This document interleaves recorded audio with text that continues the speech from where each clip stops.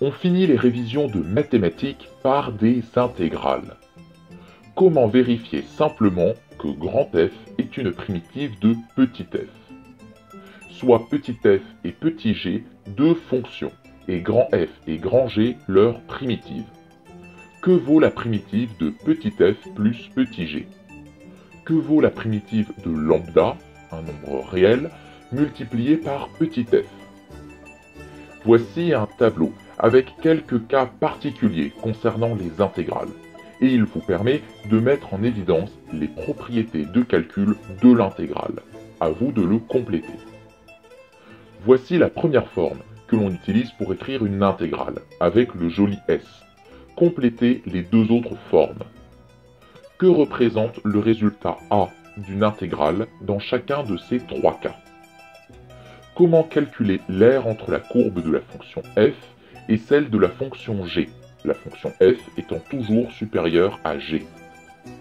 Comment calculer la valeur moyenne d'une fonction f sur un intervalle AB?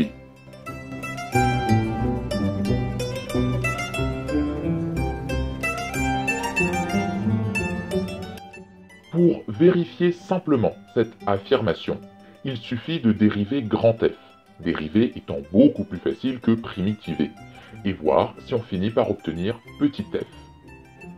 Primitive de petit f plus petit g vaut grand F plus grand G. Primitive de lambda fois petit f vaut lambda fois grand F. Ces différentes propriétés peuvent se révéler utiles pour jongler avec certains calculs, mais même s'il y en a quand même quelques-unes, elles sont assez logiques dans l'ensemble.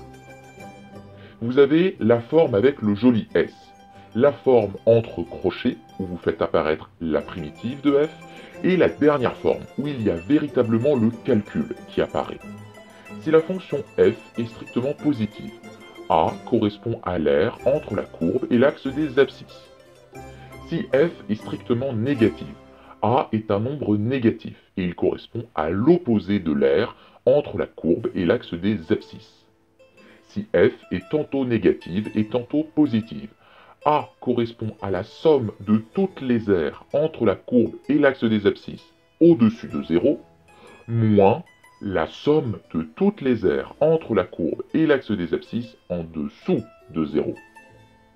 Pour calculer l'aire entre la courbe de f et la courbe de g sur AB, on fait l'intégrale de f de x moins g de x sur l'intervalle AB.